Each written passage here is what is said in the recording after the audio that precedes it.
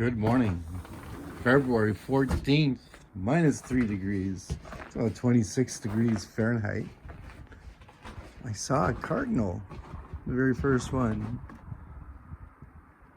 but I don't know where he or she went to. There's my plant, still surviving after all these years. So this morning it was so foggy, you couldn't see probably about 30 feet. It was ridiculous. The sun is out now, and it is beautiful. A little bit of frost left in the trees there.